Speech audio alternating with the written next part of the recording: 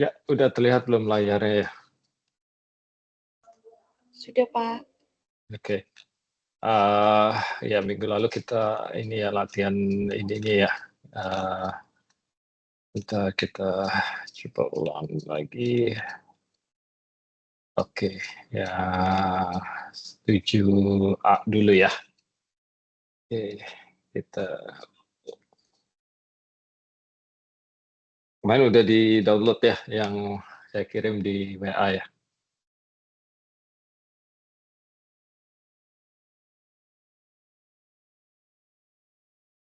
Oke, apa? Oke ya. Jadi kemarin ini kita taruh copy di folder ini aja yang kemarin saya kirim di WA. Di folder latihan 7 yang course 7 ya. Udah jadi taruh semua situ. Kalau udah kita ini dulu ketik ini dulu PKG, PKG spasi install. Terus namanya itu nnet.gz ya. Kita ketik ini dulu. Dan kalau sudah kita enter aja.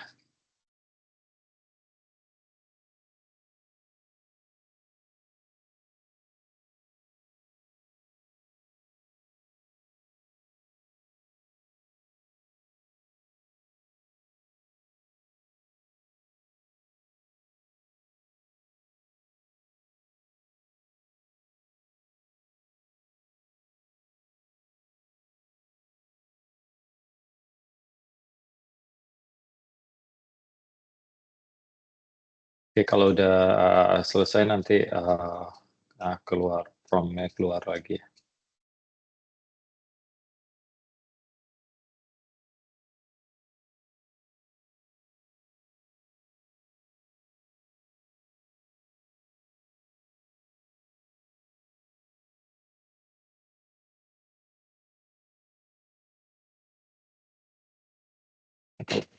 Oke, kalau udah keluar lagi, ini berarti udah selesai ya. Kalau warning masih nggak apa-apa. Nah, oke, kita terus ke yang 7A ya kemarin ya. Nah, 7A ini, sebelum kita mulai ini ada sedikit revisi juga nih ininya. Latihannya jadi di paling atas ini kalian tambahin ini dulu nih PKG load spasi nnet karena kita baru install ya, jadi harus kita load dulu package-nya. Jadi di latihan 7A di paling atas setelah clear itu ditambahkan PKG spasi load spasi nnet gitu ya. Udah semua.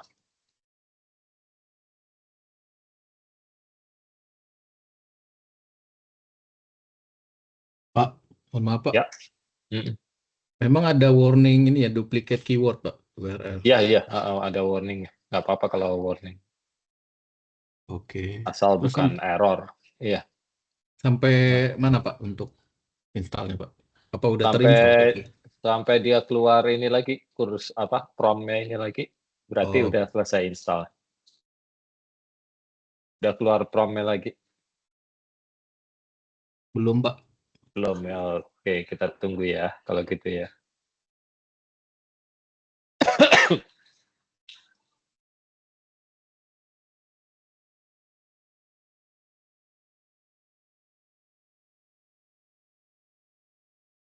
Oke, sudah Pak. Terus gimana lagi Pak? Sudah, Mohon maaf. oke. Kalau udah kita buka dulu kembali yang 7A kemarin ya. Kan kita belum sempat running ya karena install-nya error kemarin. Jadi kita buka yang 7A dulu, latihan 7A. Sorry. Ini latihan 7A.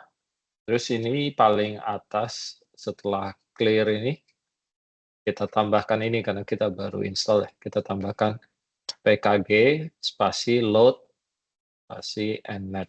Jadi kita load dulu itu paketnya. package yang baru kita install tadi.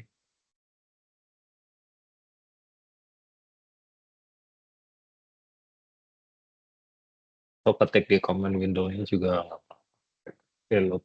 Nah. Oke, udah semua? Udah ditambahkan ini? Sudah, Pak. Oke, sudah. Kalau sudah, berarti nanti kita baca input datanya nih, data Sonic Log untuk targetnya ya, untuk target kita, target training kita. Terus untuk input data yang dijadikan training, yang dibuat training itu kita pakai ada 4 data ya, seismic trace yang diekstrak di lokasi sumur, kemudian amplitude envelope dari seismic yang di lokasi sumur, kemudian instantaneous phase dari seismic yang juga di lokasi sumur. Ini semua di lokasi sumur ya, karena kita trainingnya dipakai satu sumur, yang sumur S kalau nggak salah ya, sumur S. Sama instantaneous frequency. Oke, kemudian nanti kita masukkan ke dalam satu matriks P, ini namanya ya P, ini input untuk data atribut untuk training ya. Jadi amplitude seismic amplitude-nya, instantaneous phase sama instantaneous amplitude sama frekuensi. Kemudian targetnya kita masukkan ke dalam matriks T gitu ya. T untuk targetnya. Jadi nanti trainingnya ini sebagai reference gitu ya. Log yang mau kita predik. Itu Sonic lognya. Kemudian kita training pakai ini feed forward network ya, pakai train LM nih berarti Leavenworth-Marquardt optimization ya. Kita pakai 2 layer, hidden layer-nya sigmoid dan output layer-nya linear ya. Kemudian epoch ini adalah iterasinya kita pakai 500 iterasi. Kemudian untuk threshold atau goal target sasaran kita adalah MSI-nya, mean square error-nya lebih kecil dari 1 kali 10 pangkat minus 4 gitu ya. Dan ini kita training network-nya ya, training untuk trainingnya. Nanti udah selesai training, kita bisa prediksi output-nya ya, menggunakan SIM. SIM ini simulate ya, simulate hasil training network-nya. Jadi di sini network-nya disimpan di variabel namanya net ya, network hasil trainingnya ini ya. Jadi kita simulate hasil trainingnya. Ini ujiannya gitulah ya. Kalau ini kita belajar ya, proses belajarnya sebelum ujian. Sekarang ini ujiannya nih, STEAM. Ujiannya kita pakai bahannya yang kita pelajari, networknya yang udah kita training, sama atribut untuk trainingnya. Ini outputnya T estimate ya, TN ya, estimate log-nya. Kemudian kita plot Sonic originalnya, kita plot sama seismic trace-nya ini. Kemudian kita plot hasil kita plot original Sonic log-nya sama estimated Sonic log-nya ya. Kita bandingkan seperti apa hasilnya. Kemudian kita hitung cross correlation-nya di baris 57 nih. Cross correlation-nya itu ini tolong ditambahin ini ya, transpose ya. Yang di exercise originalnya saya nggak pakai transpose, tapi rupanya untuk hitung cross correlation yang untuk menghitung correlation yang baru kita harus harus vektor kolom gitu ya. Jadi kita transpose ini. Ini ditambahin transpose-nya ya. Jangan lupa kalau enggak nanti nggak keluar harga correlation-nya. Plot correlation-nya nanti harga correlation-nya nanti nggak keluar. Ini ditambahin ini transpose dua-duanya di target log dan estimated log. Kemudian kita plot correlation-nya ya. Oke. Udah semua? Udah ditambahkan? Sudah, Pak. Udah, kalau udah kita run aja nih. Eksekusi, nah ini dia nanti keluar window. Nah ini, sekarang di epoch 100, jadi di iterasi 100, kan 150, tapi mean square error-nya masih 1380 nih, masih jauh nih. Saya lihat, ini harusnya ada window ininya. Yang di 450, sebentar lagi selesai. Oke, udah di 500. Oke, saya udah sampai iterasi 500, tapi MSI-nya atau mean square error-nya masih di 1380. Jadi nggak turun-turun nih. Udah sampai 500 iterasi, jadi dia stopnya either kalau iterasinya udah sampai, kita kan minta maksimumnya 500 ya iterasinya ini. Jadi number of iteration-nya udah tercapai ataupun goal-nya udah tercapai. Jadi salah satu kondisi ini udah terpenuhi, dia akan stop training. Jadi kita lihat Kalau MSL makin kecil makin bagus ya, Pak? makin kecil makin bagus, berarti makin mirip ya. Antara prediksi dan output yang kita inginkan, sama target output kita itu makin mirip berarti kalau MSI-nya makin kecil. Ini kita lihat ini kan yang sumbu X ini iteration, number of iteration. Kita lihat sampai 500 kan tadi.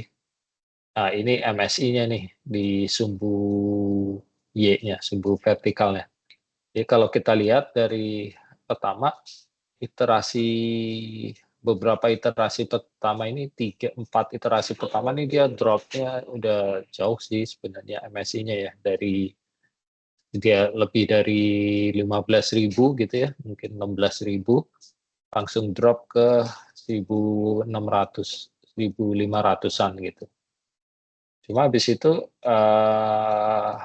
nggak turun lagi nih MSI-nya. Sampai ini jadi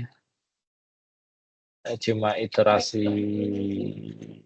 10 iterasi pertama lah dia langsung turun, tapi habis itu dia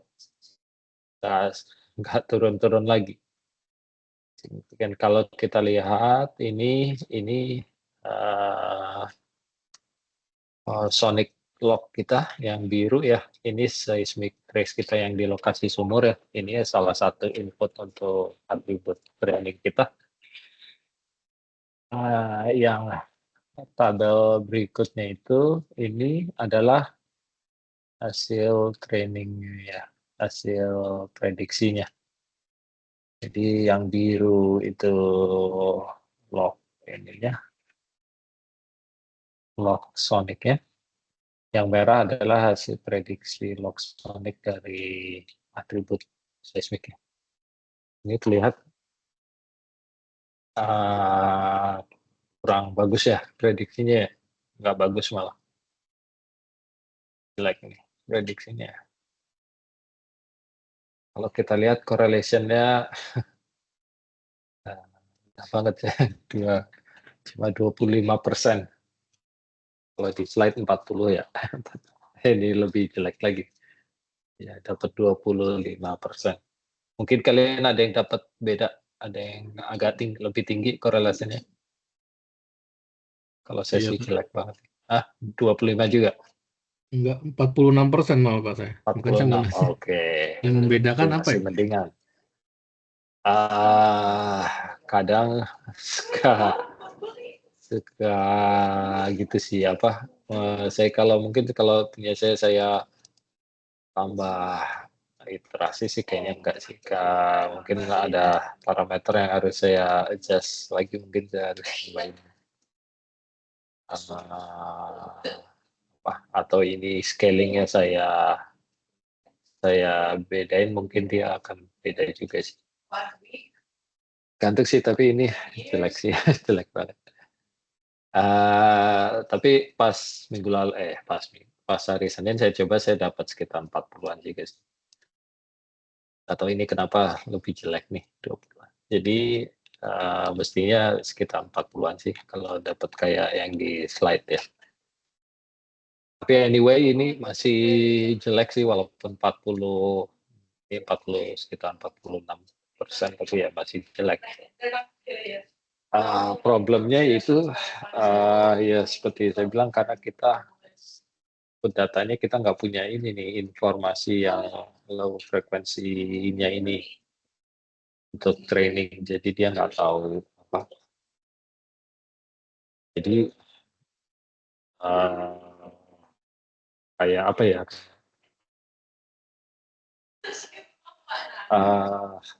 AI itu kalau input untuk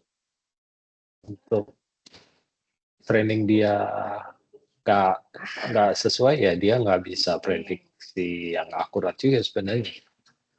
Makanya pas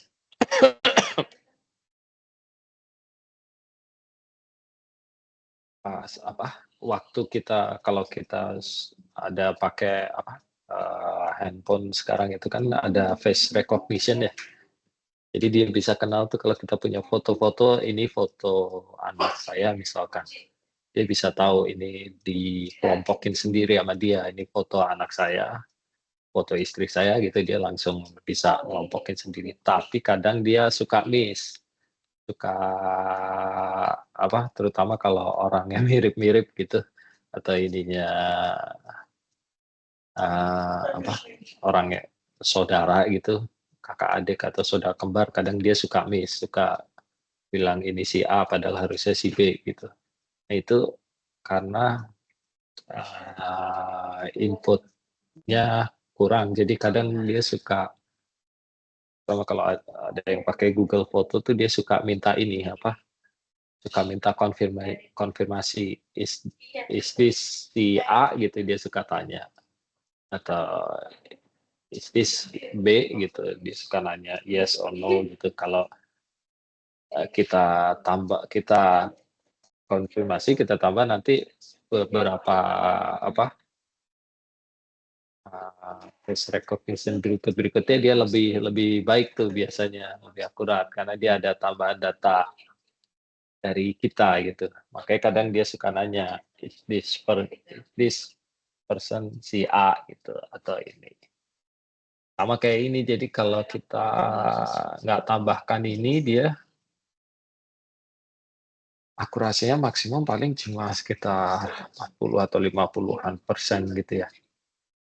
Jadi, kita coba tambahkan informasi yang bisa memberi informasi mengenai frekuensinya ini ya, which is itu kita dapatkan dari,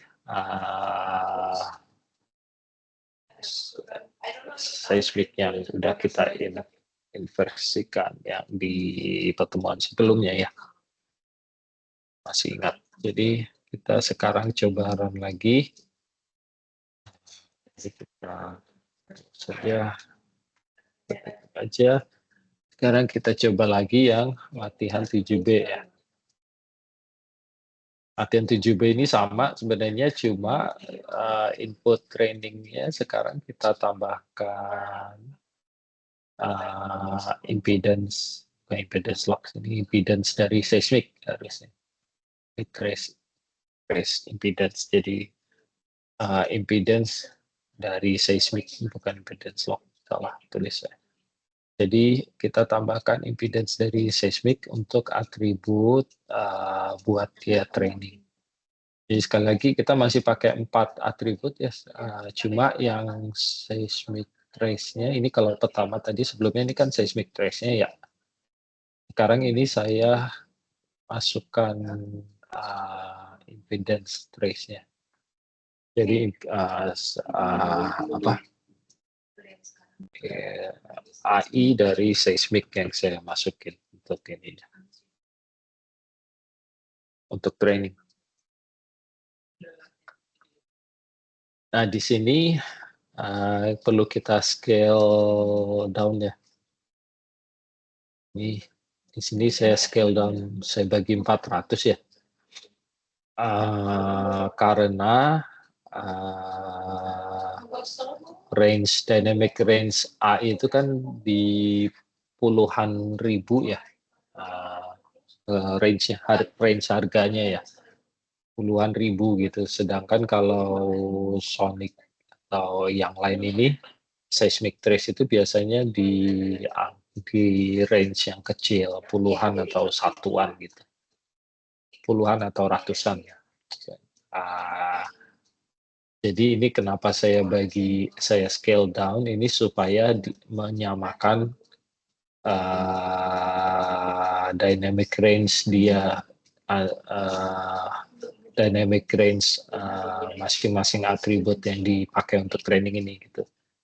Karena pertama kali saya coba ini selalu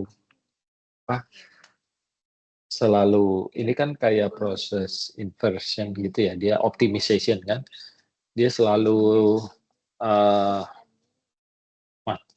matriksnya singular gitu, selalu komplain karena range-nya ini beda jauh gitu, yang ini bisa puluhan ribu gitu, sedangkan ini cuma puluhan ratusan gitu. Nah, makanya saya scale down. Tapi somehow ini tuh nggak problem kalau saya pakai MATLAB ya. Cuma di Octave ini kayaknya versi agak berbeda, jadi saya harus scale down ini supaya ke dalam range amplitude yang sama gitu, kurang lebih. Jadi ini kenapa saya scale down, saya bagi 400 ya. Oke, ini targetnya masih sama ya, Sonic. Saya mau predik Sonic Lock. Oke, kita pakai network yang sama, masih pakai feed forward network dengan Leavenworth Marquardt optimization. Ini iterasinya saya tambah nih, saya pakai 1000 ya. Kemudian goal-nya masih 1 kali 10 pangkat minus 4. Mu-nya ini ya ini nggak terlalu ini sih. Ini saya kasih karena sebelum saya scale ini dia selalu singular gitu loh matriksnya. Jadi saya pikir karena pengaruh mu ini kan kayak pre-whitening gitu, dia damping faktornya. Saya pikir kalau saya kasih damping faktor dia bisa mencegah singularity, tapi ternyata tetap aja gitu. Rupanya karena ininya harus disamakan range amplitude-nya. Oke, sini saya training lagi pakai atribut yang beda. Yang satu saya masukkan impedance dari inversion. Kemudian setelah training saya simulate lagi menggunakan network hasil training. Jadi ini netnya sama, networknya namanya sama-sama net. Ini akan di override ya. Jadi networknya nanti yang terakhir yang akan dipakai untuk simulate ini atau untuk ujiannya ini, networknya nanti yang akan dipakai adalah hasil training yang terakhir ya. Jadi yang sebelumnya ini dia akan di override sama training yang baru kita. Kemudian kita plot, kemudian ini sama ya, ini tambahin apa, transpose lagi ya di correlation ya. Jangan lupa, jadi tambahin transpose lagi. Oke, udah ditambahkan semua?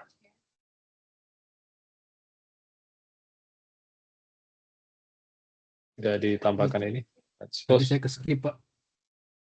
Oke. Yang 7B juga berarti, Pak, ya, yang transport ya? 7B ya sama di transpose juga ini correlation-nya.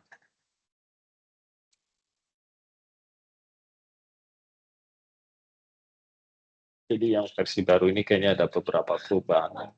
Terus apa? Sedikit ya.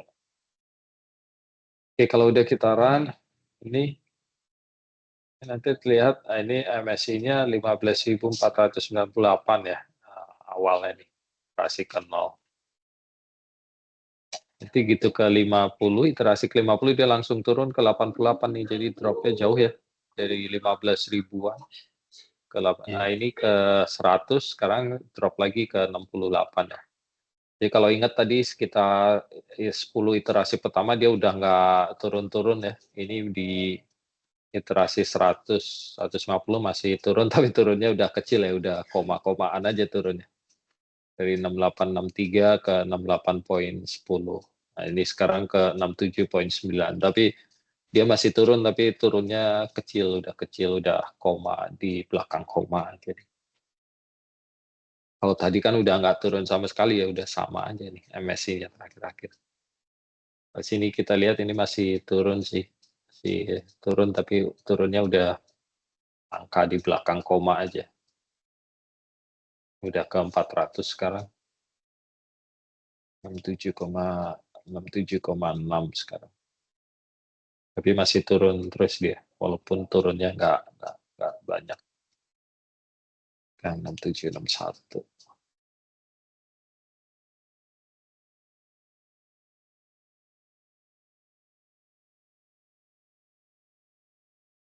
67,5, sekarang 67,4. Ini turunnya udah kecil-kecil aja nih. Tapi masih turun gitu dia. 67,4, 7,3, 700. Kayaknya nggak bakal nyampe berapa tadi, 1 kali 10 pangkat minus 4 ya targetnya ya, yang 67,3.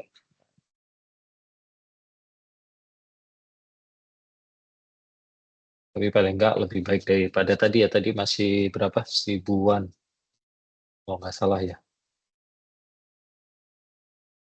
yang latihan sebelumnya 7A. Ini udah bisa sampai puluhan nih, ya 900, udah hampir selesai nih, 950, 50 lagi. Oke. Oke, nah ini iteration saya ini ya, yang subuh X ini tadi sampai 1000 ya. Kalau kita lihat ini turunnya lebih jauh nih, tadi masih di 1000-an kalau nggak salah ya, sekarang udah sampai ke kurang dari 100 ya, kurang dari 60 malah dropnya. Jadi langsung drop signifikan gitu ya, dan makin ke sini dia masih kelihatan turun, tapi turunnya udah kecil banget sih, udah di belakang koma aja nih. Jadi iterasinya makin tambah, mungkin 200 sudah cukup sebenarnya. Lebih dari itu turunnya cuma angka di belakang koma aja sih. Ya. Nah, kalau kita lihat ini sama kayak tadi ya, ini adalah log sonic originalnya, yang biru, merah adalah seismic trace yang di lokasi sumur ya. Terus kalau saya bandingkan ini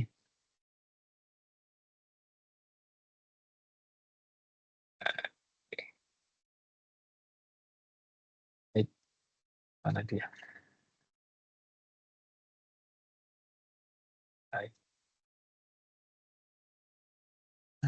Sebentar ya.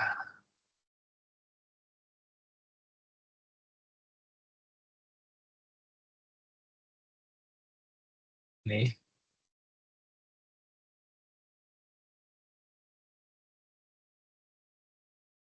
Ya, jadi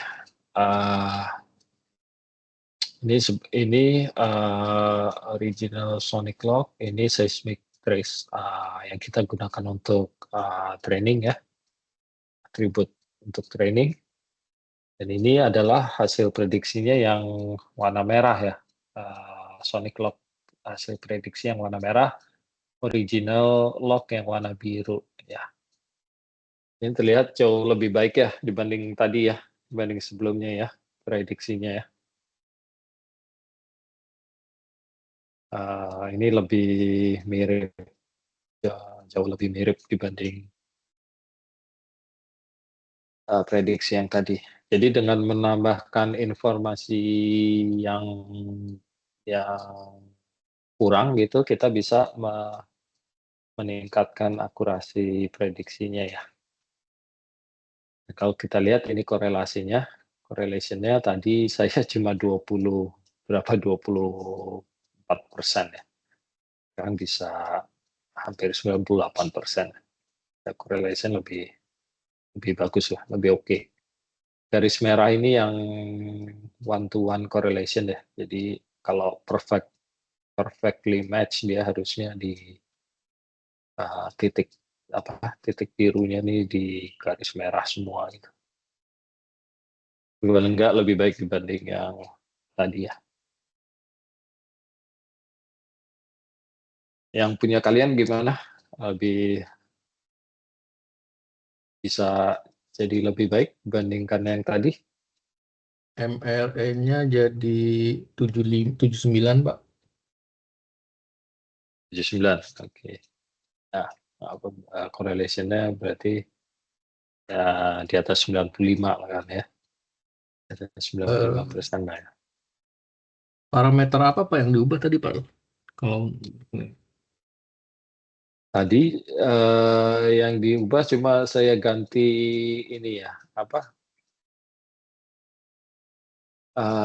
ini nih untuk trainingnya tadi Oh atributnya iya, satu saya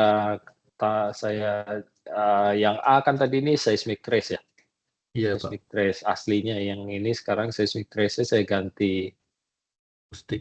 AI dari seismic, AI yang hasil persen yang kemarin kita run. Kalau untuk seterusnya berarti kita pakai AI atau pakai yang tadi Pak, trace itu.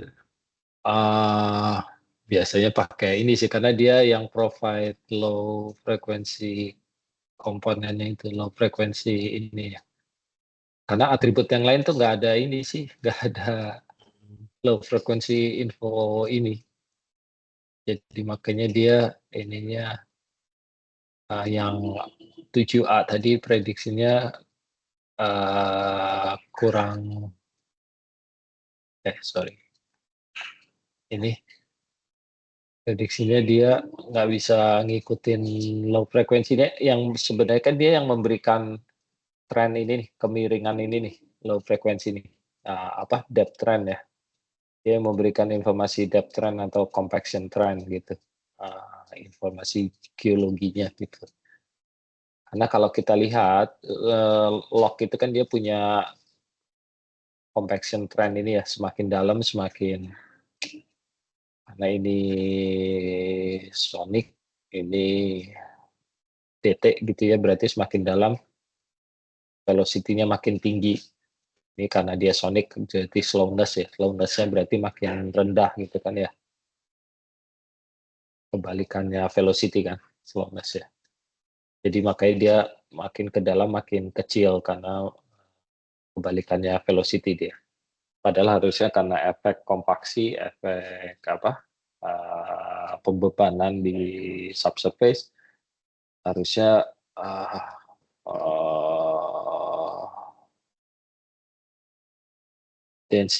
densitas batuan makin rapat gitu, dia velocity makin cepat gitu ke bawah, ya kan? Nah itu tuh, tren itu tuh nggak ke-capture di seismik. Kalau kita lihat seismik tuh cuma lurus vertikal dari atas ke bawah nih, dia cuma lurus aja kan. dia nggak ada tren ini ya. Nah, tren itu didapatkan dari log sebenarnya atau dari geologi gitu. Jadi kalau kita cuma dari seismik aja, dia nggak ada informasi itu karena itu dari low frequency trend-nya ini. Makanya kita tambahkan AI dari seismik ya. Makanya setelah kita tambahkan itu dia bisa ngikutin tren ininya nih, compaction trend-nya.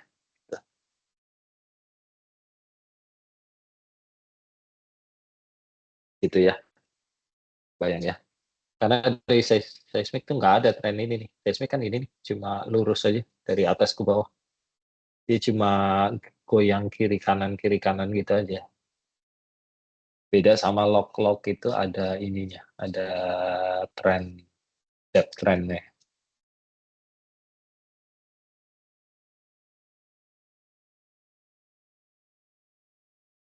Oke. Ini tadi correlation-nya yang tadi kita lihat scatter gitu ya. Nah, ini yang latihan 7B-nya lebih baik ya. Dan kalau kita bandingkan spektrumnya, nah ini spektrum log-nya dan ini spektrum dari predicted log-nya. Kan dia keluar juga nih.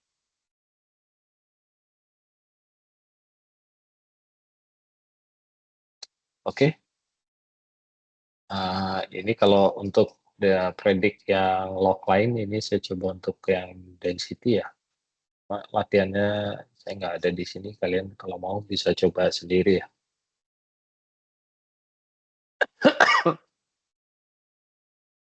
Nah, ini kan di sumur yang S ya. Sorry, iya yang S ya. S ini tentu aja match-nya oke ya, karena kita pakai dia untuk training. Trainingnya kan di sumur ini. Nah, kita kan ada 2 sumur tadi ya. Kalau kita ingat kemarin ya, kita punya 2 sumur, ada yang S, ada yang X. Nah, validasi hasil training ya, kuncinya sebenarnya di blind well-nya ini. Jadi atau di blind well-nya ini. Jadi kalau dia match di sumur yang kita pakai untuk training itu ya wajar lah ya, karena kita trainingnya di situ. Sekarang gimana hasil training kita, apakah masih match di sumur yang lain gitu. Kalau main problemnya, kalau dia cuma match di sumur yang kita untuk training, berarti dia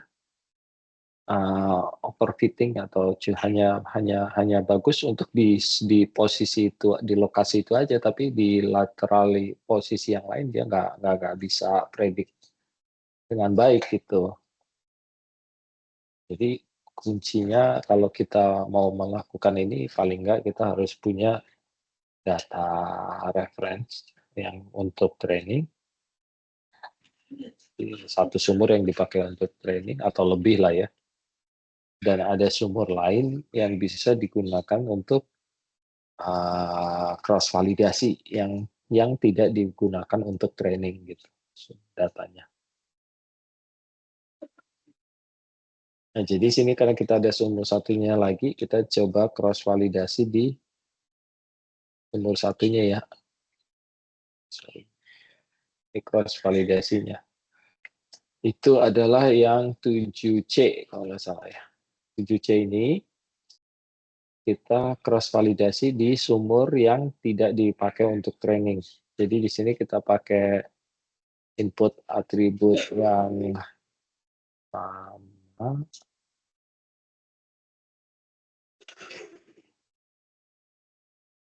Kita pakai atribut yang sama untuk training. Jadi pakai AI, delay seismic, fase. Jadi sama kayak yang sebelumnya ya, 7B. Tapi bedanya di sini kita nggak run train lagi. Ini kan kita sebelumnya train dulu ya. sebelum kita simulate ya. Di sini kita nggak pakai training lagi, kita nggak train lagi, kita langsung simulate karena kita udah ada hasil trainingnya ini netnya tadi kan disimpan ya, disimpan di variabel net. Jadi kita langsung simulate aja, kita nggak training di sumur yang satunya, jadi sumur yang nggak dipakai untuk training. Kita langsung simulate, langsung predict dengan hasil training di sumur yang satunya. Kemudian kita plot sonic original dan predicted log-nya. Kemudian kita hitung cross correlation-nya juga. Oh iya, ini jangan lupa tambahin transpose ya. Ini transpose lagi untuk correlation. Oke, ini optional aja sih, kemarin saya tambahin ini biar agak besar ininya, font-nya. Soalnya agak kecil yang agak sulit bacanya untuk plotnya. Jadi ini saya tambahin ini untuk font-nya supaya agak gede, agak besar, pakai 12 font size. Oke, ini kita jangan lupa di transpose, kita run aja. Ini langsung di simulate dan langsung di apply, kita nggak running training lagi. Oke, ini hasilnya untuk di sumur yang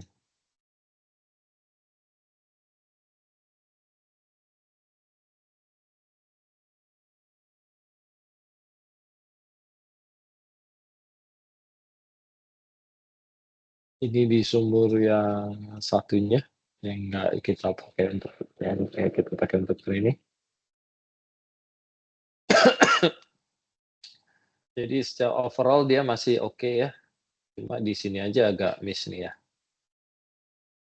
Yang di bawah 1,5 second to wait time ke bawah ini agak miss sedikit, agak miss.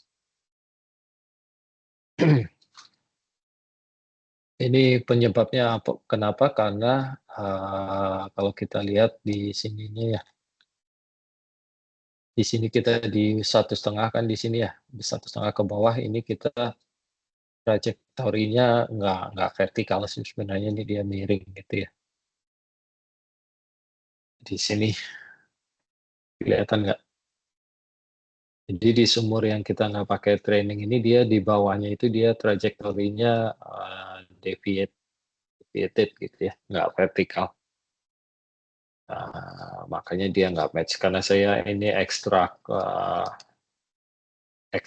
trace untuk ininya based on surface position ya. Jadi pakai di bawah dia agak sedikit nggak match ya. Karena ada itu sih faktor itu. Karena ini udah trajektorinya agak slightly deviated. Oke, kalau kita lihat mana ini cross correlation-nya kok nggak keluar. Sebentar. Oh, error. Chord X and Y must have same number of nodes.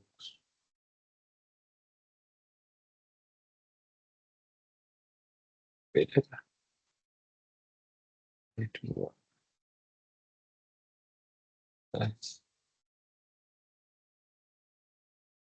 Oh, kebalik ya. Oke, ini kebalik saya. Berarti T2-nya ini saya udah ini ya. Udah vektor kolom, jadi nggak perlu ditranspose lagi. T2 dimatiin aja. Transpose-nya dimatiin aja ini, yang T2 ya. Coba run lagi ya.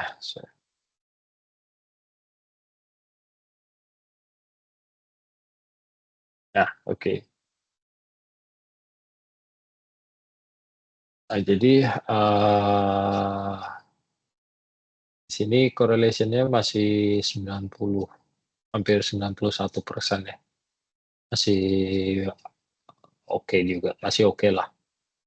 Nah, ini agak ada yang mencar-mencar dikit kayaknya mungkin karena di bawahnya tadi dia nggak begitu pas ya, karena deviated trajectory ini. Oke.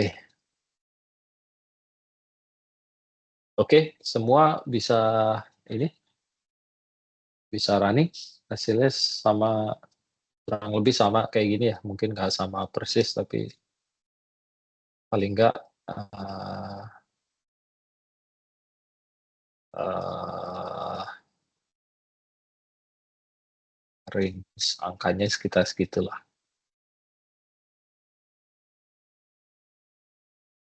Ada yang dapat jauh beda hasilnya?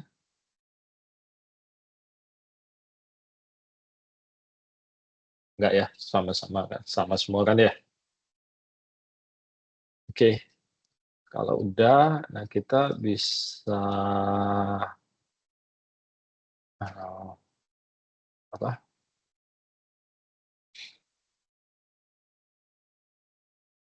kita bisa apply untuk, eee, karena kita tahu di sini oke, di sini juga oke, maka kita bisa apply untuk seluruh line ini ya, seluruh line, supaya kita dapat, penampang velocity seperti ini ya, atau penampang sonic, gitu. Nah, itu yang latihan D-nya ya, 7D. Jadi kita kita di sini juga nggak training lagi, tapi langsung kita simulate, tapi kita simulate-nya untuk semua trace di line kita ya.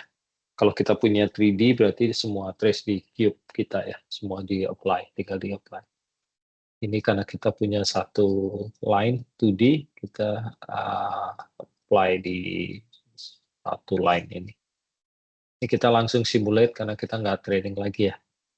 Cuma ini, network-nya dia akan ambil yang terakhir, hasil training terakhir, which is yang hasil 7B ya.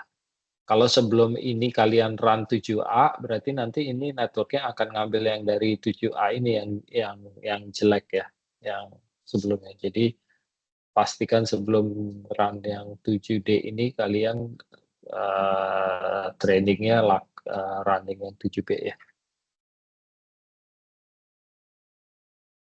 Karena dia tidak akan running training lagi, tapi langsung simulate aja, sama seperti yang 7C tadi. Kita run, dia trace by trace ya. Mungkin agak takes time sedikit, karena dia akan trace by trace. Oke, nah ini hasilnya sudah jadi. Jadi sekarang saya punya velocity, atau sonic lock untuk masing-masing semua, untuk semua location gitu ya. Nah, ini kalau kita lihat yang di atas, slow velocity, high sonic ya, sonicnya tinggi, yang bawah sonicnya rendah, berarti velocity-nya tinggi, makin ke bawah ya. Jadi, kita bisa estimate property tanpa harus melakukan logging atau melakukan pemboran di semua lokasi gitu ya. Jadi, ya kan kita nggak mungkin juga tiap titik tiap titik kita bor, kan nggak mungkin ya. Jadi, paling nggak kita bisa estimate dengan memanfaatkan apa ini,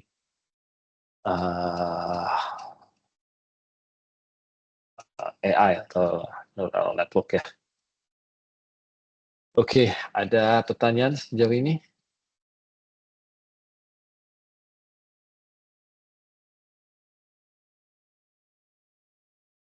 Bisa bisa jalan semua ya? Bisa, ada yang problem? Nggak ada kan ya latihannya? Aman-aman semua kan?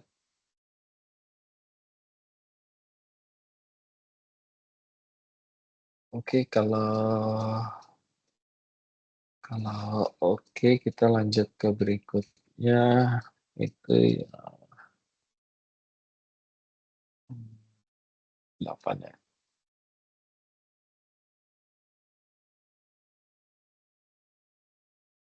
Oke, ini yang spectral decomposition, misalnya cepet aja.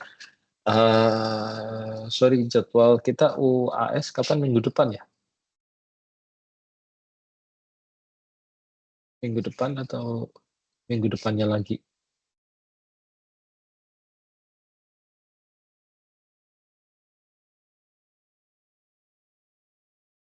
Halo? Halo? Ya Pak, minggu depan udah mulai banyak yang UAS. Minggu depan ya? Oke, berarti yang UAS-nya kita sampai sini aja materinya ya.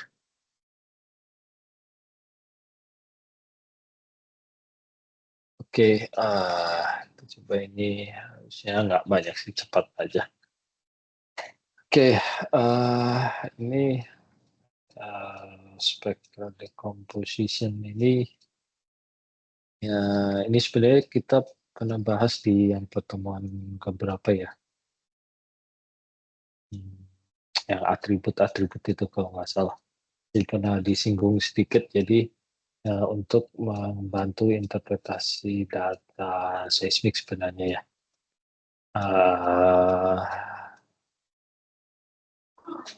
Hasilnya biasanya adalah komponen frekuensi dan fase ya. Cuma biasanya kita akan lihat atau akan kita gabungkan beberapa frekuensi untuk highlight satu feature tertentu. Nah, untuk di sini kita ada case tadi, tapi untuk mencari apa ya, target ini ya, target hidrokarbon gitu, estimasi target hidrokarbon dengan mencari anomali frekuensi gitu ya. Ini ya. Oke, ini skip aja. Nah, biasanya salah satu penggunaan metode ini adalah untuk mencari anomali frekuensi yang bisa disebabkan oleh keberadaan atau akumulasi hidrokarbon biasanya. Karena umumnya karena subsurface atau bumi ini non stationary, maka frekuensi konten kita biasanya akan bervariasi terhadap kedalaman gitu ya. Cuma untuk case tertentu kita bisa memiliki anomali gitu ya. Contohnya seperti apa, kita akan lihat di slide berikutnya. Ini jenis-jenisnya ya. Jadi untuk spektrumnya ada beberapa cara gitu ya, ada beberapa metode. Masing-masing punya kelebihan dan kekurangannya sendiri. Umumnya yang sering banyak dipakai adalah yang ini, short time Fourier dan CWT ya, jenis wavelet. Tapi yang akan kita bahas di sini yang S-transform ya. Metode lain di komersil, software komersil biasanya ada MPD, matching pursuit, dan empirical mode decomposition. Ini juga kita akan coba bahas sedikit. Nah ini jadi kalau kita punya di subsurface itu kita ada akumulasi hidrokarbon, contohnya seperti sini ya, itu biasanya dia akan memberikan efek di seismik itu dia akan memberikan respons amplitude yang menguat atau brightening gitu ya. Cuma problem ya kalau kita punya efek tuning itu berarti thickness dari layer batuan di subsurface itu lebih jauh atau di bawah resolusi seismik kita, dia bisa menyebabkan brightening juga. Problemnya itu. Jadi di sini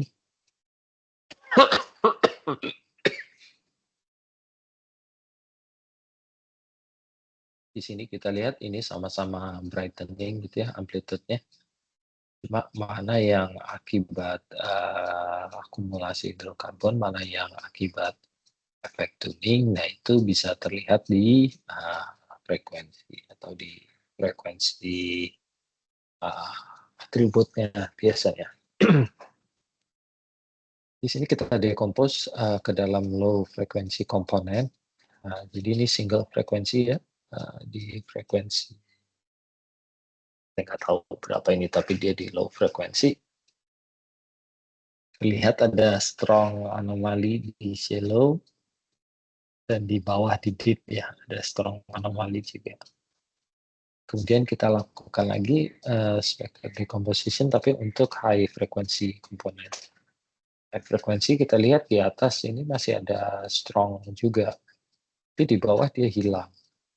Nah, yang di bawah yang hilang ini kemungkinan akibat adanya akumulasi hidrokarbon gitu, karena dia hanya hanya menyala atau anomalinya hanya terlihat di low frekuensi.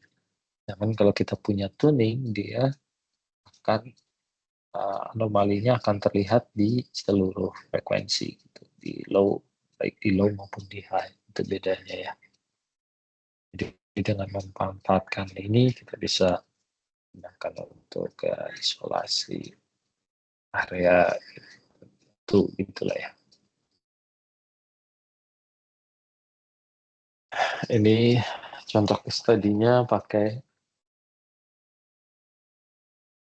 metode ini untuk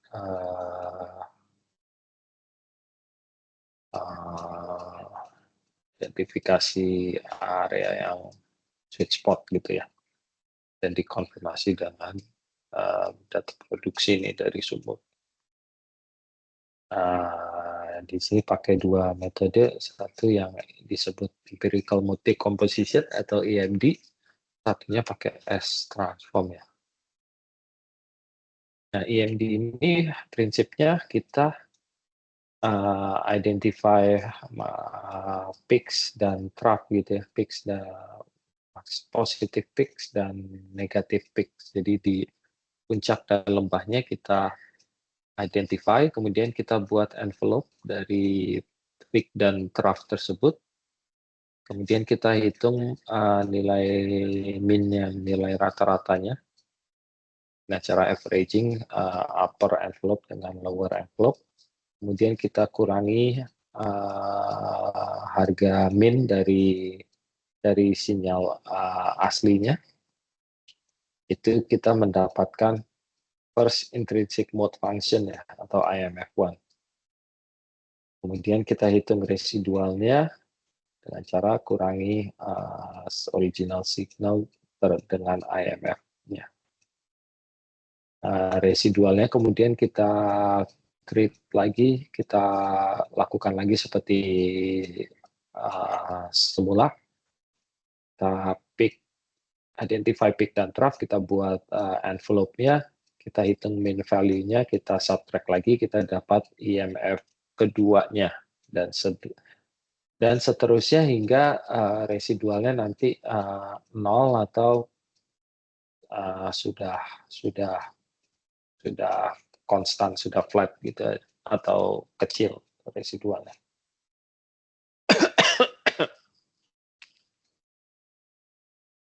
Nah, ini contohnya, jadi kita punya sinyal A sini, kita hitung peak-nya dan trough-nya. Kita buat envelope dari peak, yaitu yang kurva merah di atas, ini envelope-nya dari peak-nya. Kemudian kita juga buat envelope dari trough-nya, itu yang kurva merah yang di bawah. Kemudian kita hitung harga min-nya, harga rata-ratanya, itu adalah kurva biru yang di tengah ini, kalau kelihatan nggak ya. kurva biru yang di tengah itu adalah harga rata-rata dari envelope peak dan envelope trough. Kemudian kita kurangi sinyal DI ini dengan harga rata-rata ininya, envelope-nya. Itu adalah yang C, ini yang disebut intrinsic mode function yang pertama gitu ya. Kita dapat C. Kalau A kita kurangi dengan C, kita dapat D. Dengan D. Kalau kita buat lagi identify peak-nya itu sini, kalau kita buat envelope-nya,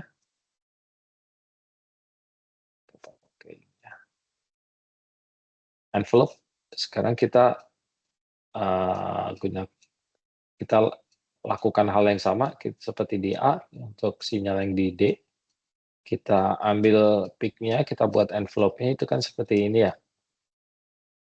Kurang lebih, kayak gini ya. Kemudian envelope di trough-nya itu seperti ini kurang lebih.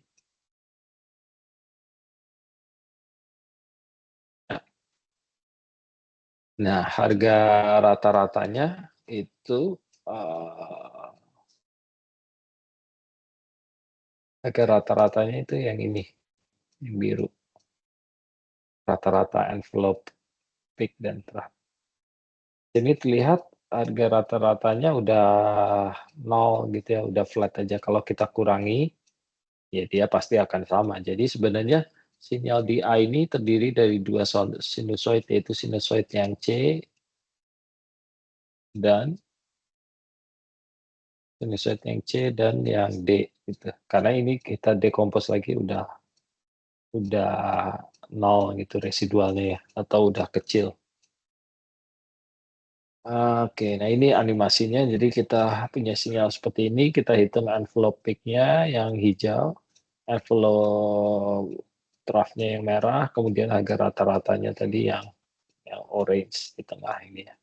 Itu yang kita kurangi dari sinyalnya untuk mendapatkan intrinsic mode function yang sama gitu. Kemudian kita lakukan lagi untuk mendapatkan intrinsic mode function yang kedua dan seterusnya hingga sampai nanti residual ini 0 atau udah flat gitu ya. Ini kan masih ada, nah ini baru flat. Jadi ini udah selesai gitu. Nah, kalau S-transform sendiri itu prinsipnya dia seperti apa ya? Seperti transformasi Hilbert atau Hilbert transform. Cuma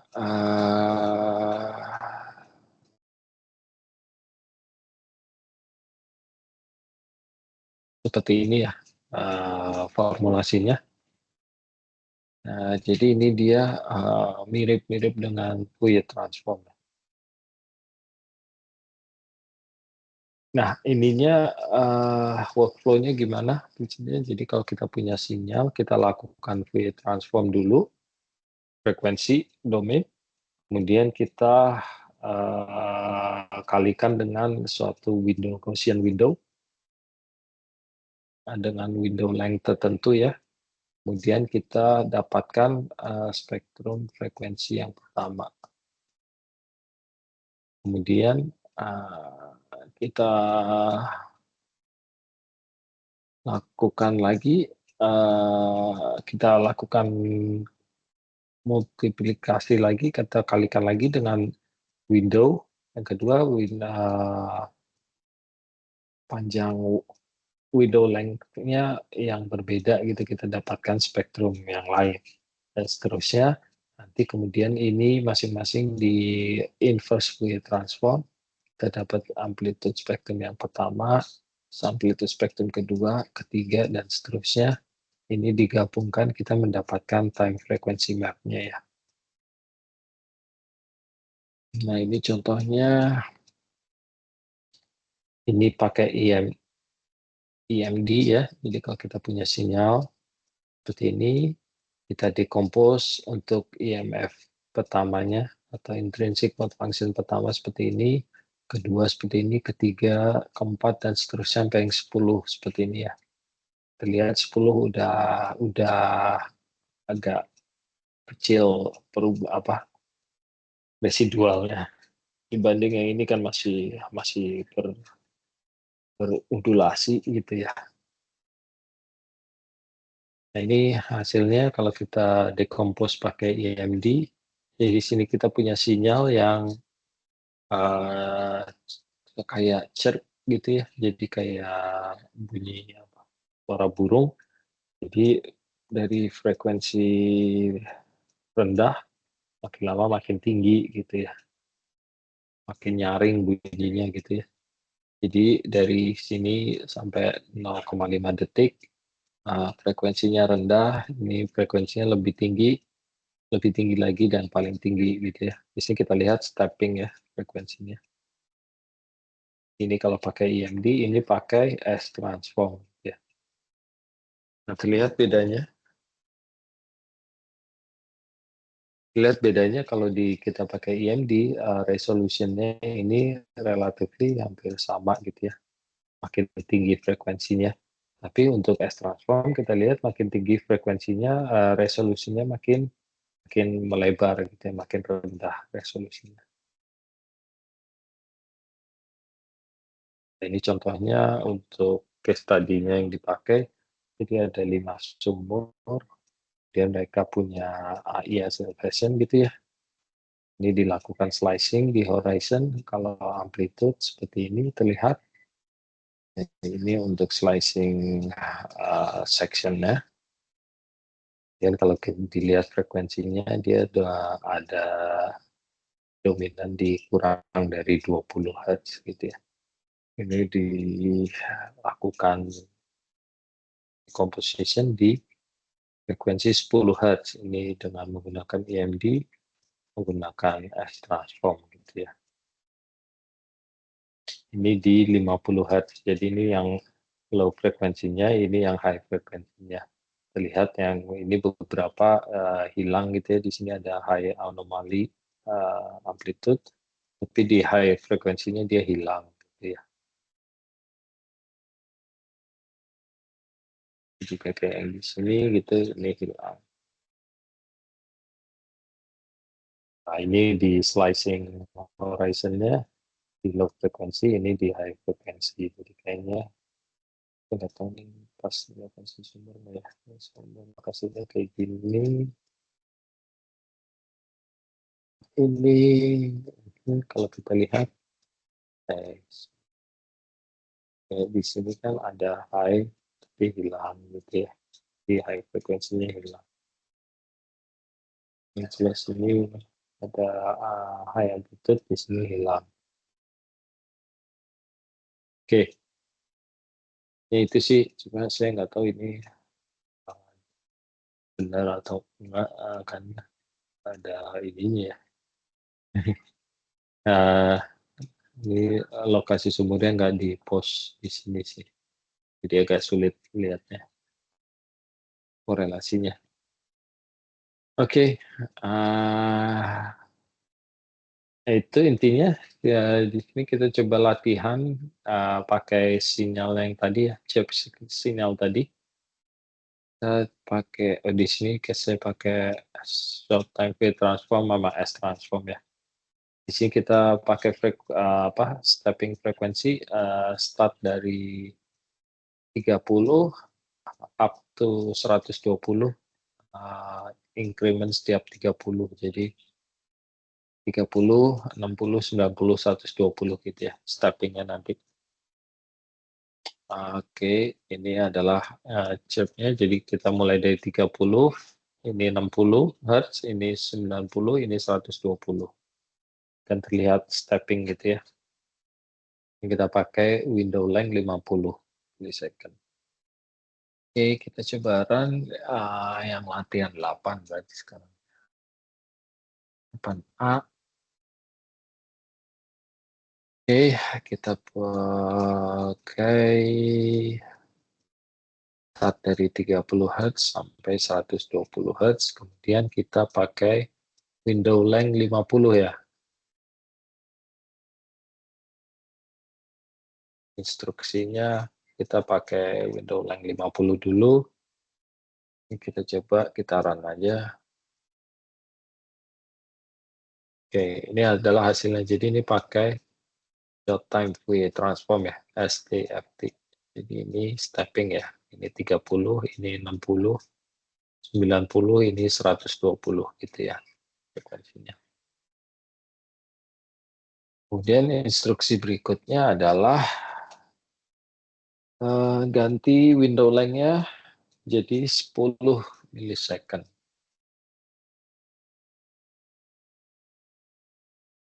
Saya coba ganti jadi 10.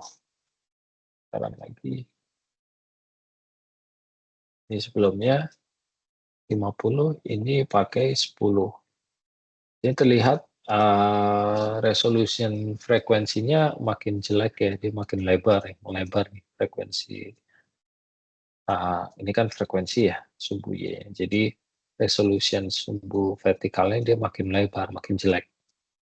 Jadi resolusi frekuensinya dia makin jelek, tapi resolusi ininya, time resolutionnya kan yang lateral time ya. Makin baik nih, kelihatan tegas banget nih. Ininya bedanya kita dibandingin ya, ini agak melebar, agak melebar gitu ya.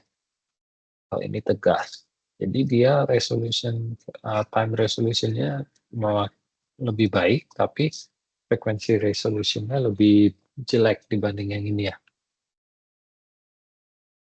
Oke, nextnya kita coba window length 500 milisecond. Oke, coba kita ganti sekarang 500. Sekarang lagi kita lihat hasilnya gimana. Oke, ini kalau pakai 500.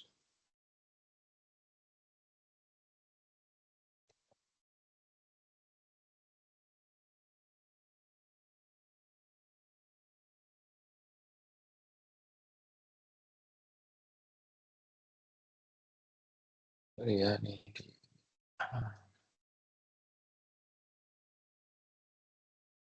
Oke, original ini.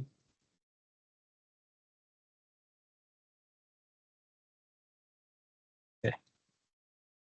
Jadi kalau window length-nya makin lebar, frekuensi resolutionnya makin tinggi, makin bagus dibanding yang ini ya. Tapi time resolutionnya makin jelek karena melebar nih. Nggak kayak tadi tegas banget gitu ya. Jadi kalau kita pakai STFT ini tergantung lebar window yang kita pakai ya.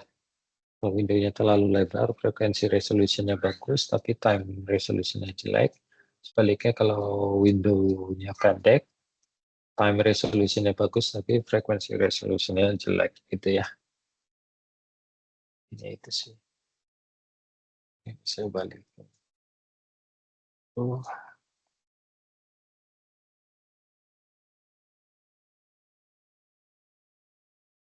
Oke, kita lanjut ke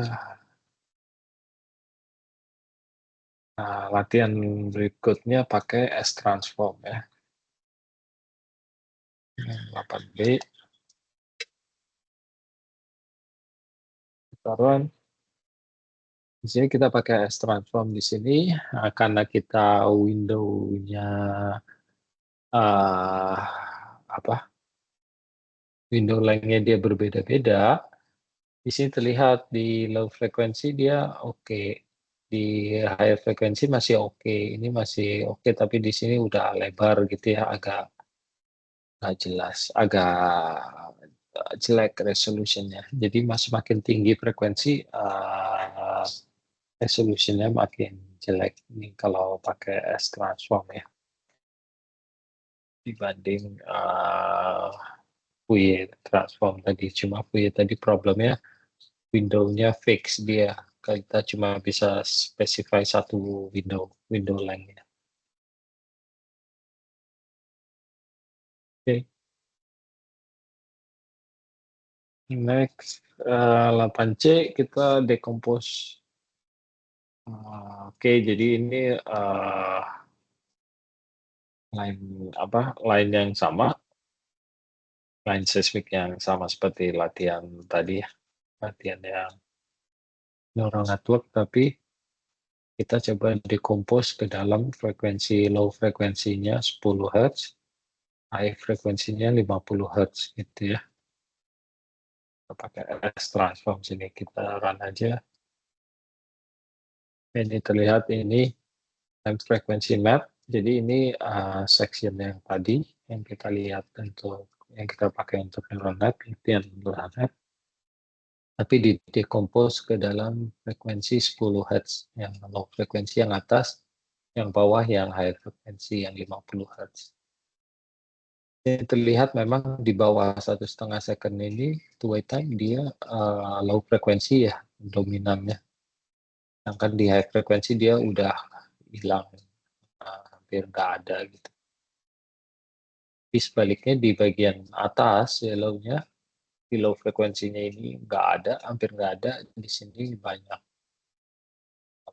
data gitu ya. Jadi di sini kita tahu frekuensinya dari di atas itu bisa sampai 50 Hz, tapi di bawah paling cuma sekitar 10-an Hz ya, 10-an Hz. Gitu sih. Nah, 8D ini kita coba latihan EMD ya, pakai EMD. Jadi kita punya dua sinusoid, 20 Hz dan 5 Hz, kita jumlahkan 8D. Kita punya dua sinusoid ya. Ini latihan untuk seperti yang slide EMD tadi. Jadi kita punya dua sinusoid yang 20 Hz dan yang low frekuensi 5 Hz. Kalau kita jumlahkan hasilnya seperti yang di bawah ini ya. Ini kalau kita buat spektrumnya pakai S-transform, terlihat ada dua frekuensi ya, satu di 5 Hz ini, satu di 20 Hz ya. Jadi memang ini ya benar kelihatan ini terdiri dari dua frekuensi ya. Dan kita coba lakukan EMD pakai yang 8E.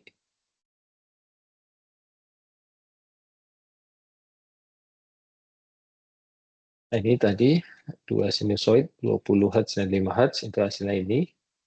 Kalau kita decompose, ini adalah pakai EMD, ini adalah IMF satunya ya, intrinsic mode function saat pertamanya, itu hampir mirip dengan 20 Hz.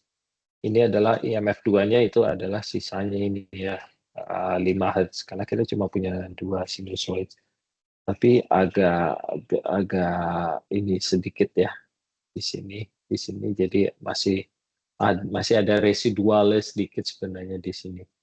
Kalau kita jumlahkan yang gambar atas dengan gambar tengah, itu adalah ini reconstruction-nya, kita hanya pakai dua IMF. Nah, di sini kita coba reconstruction, tapi kita pakai semua IMF-nya ya. Kalau nggak salah ada 10 IMF. Ini yang sama, masih sama. Ini IMF 1, IMF 2, IMF 3, dan seterusnya nggak ditampilkan, tapi ada. Bisa kita plot.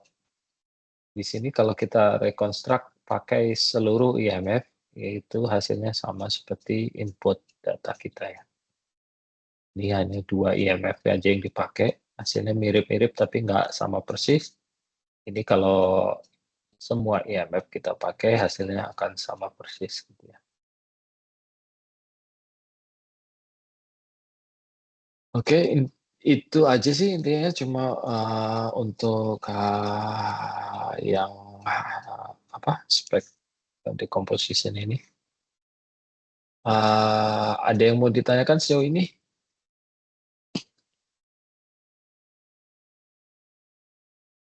Nggak ada ya. Kalau tidak ada, berarti minggu depan kita coba UAS materinya sampai yang spectral decomposition ini ya. Oke. Eh, itu aja. Kita ketemu lagi minggu depan ya. Seperti biasa ujiannya kayak UTS kemarin ya, take home ya. Nanti dikumpulkan via email. Hari Kamis, Pak. Hari Kamis sananya, kecuali ada perubahan ya. Nanti saya kabari kalau ada perubahan. Ya, Pak. Baik, Pak. Oke.